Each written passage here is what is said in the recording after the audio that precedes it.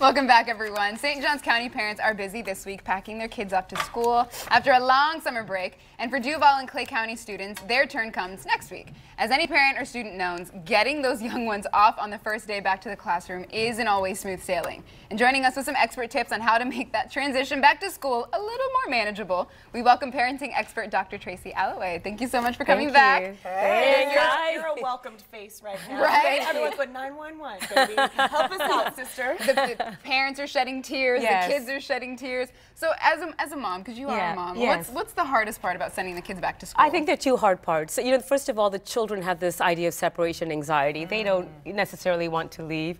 And then on the other hand, you have the parents, and I love that you put that picture up, because certainly you have those moms that are like, yes, school is starting. But then you have the other moms that are thinking, oh, there's my baby, you know, there's my last one off. And so it's really about how to manage it both for the child and for the parent as well. So you mentioned separation anxiety. Is there something as a parent that you guys can do, or that they can do, like maybe a week ahead of time to kind of start mentally and emotionally preparing them for this? Like, you know you're going to school Monday, right? Yeah. Get it together. You out of here. I think we're going to work on a 3-day time scale because we don't have a week anymore. But I think the main thing that you can do is focus on what they know is coming up. So you can say, you know, we're going to meet your teacher tomorrow, or you know Johnny and Mary from last year. So focus on what they know, and that takes away some of that fear of and that anxiety associated with the uncertain, the unknown.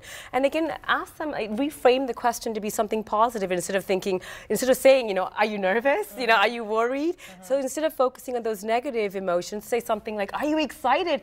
Can you believe you're now starting kindergarten? Or, wow, look at this new backpack. So focus on some really positive but very concrete aspects that they can attach to. So rather than something, you know, large like, wow, you're starting school, which for them is not, you know, especially for younger children, it's such a big deal they can't comprehend it. So focus on something very small and concrete, like, can you believe this cool backpack you get to use every day? Or let's get some new pencils for you, or you choose. Or school so supply shopping. Exactly. Lunchbox shopping. Yes. Yes. That's the important stuff. Lunchbox. All those Lisa Frank school supplies. That's all I wanted. But when you make it concrete, it's something that they can actually hang on to. It makes it so much easier to manage, and they can focus on that positive feature right there. Well, you brought 3 really great tips, and the first one is by changing their mindset, and that's a part of it. But then, what's the other side of that? Well, changing the mindset. Well, that's, you know, kind of this positive framing for the parents, but also as they're entering school, kind of also gearing them up that you know, changing the mindset has to do with the skill or their intelligence isn't fixed, and that's a big, both psychological and educational principle. Often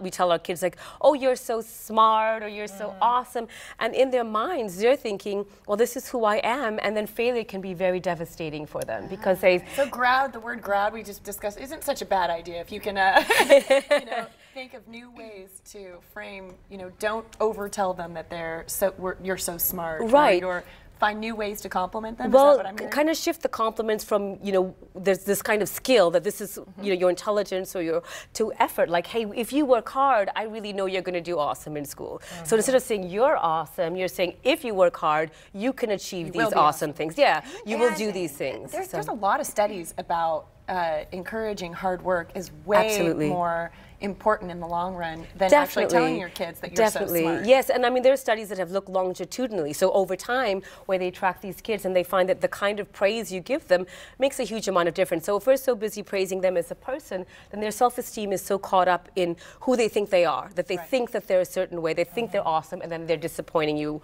when they're not. But if you're encouraging them and praising them by the fact that they're trying hard, that they're putting all this effort forward, then they realize that they're in control of the outcome, that the consequence that they're seeing. So if they don't get that grade, try harder. It's not because you're not awesome, it's because they didn't put that effort forward. So it's an important lesson to learn early on. So. Love it. You also talk about sleep on it. Yes. What is that? You know, this is a tip, Henny, that I give to my college students too. And if you need a quick way to learn, especially in the start of school, you have all this information coming at you. Research shows that the best way to consolidate and remember new information is to learn it just before bedtime.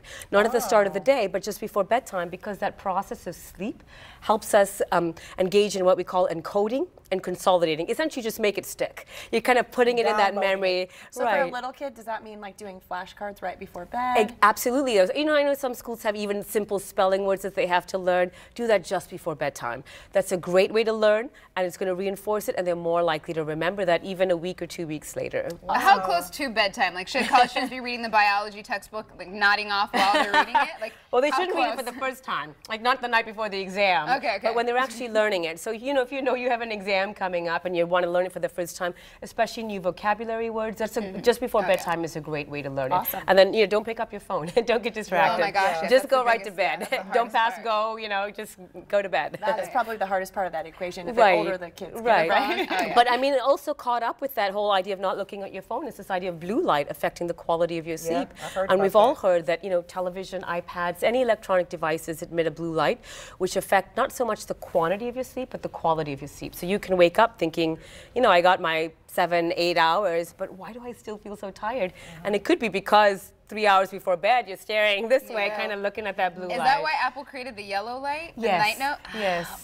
Oh, so tricky. They're on it. They've gotten the science. All right, so your last tip is dealing with butterflies, which the parents and the kids get. Yes, that's true. And again, you know, make something familiar. So if you have a younger kid, maybe they want to take a familiar stuffed toy in the backpack with them. For a parent, maybe you want to take something comfortable with you know, your coffee mug or something. But whatever it is, like, help them identify something that is familiar to them, that you can say, hey, you know, this little bear or this little toy is going to go to school with you on the first day. How exciting. And again, use those positive emotional words to kind of frame it and help them know that something comfortable for them is going to be part of this new journey with them. Okay, I would have definitely strayed away from that, thinking that I was giving them a crutch. You're like pacifying them almost. And you think that's okay?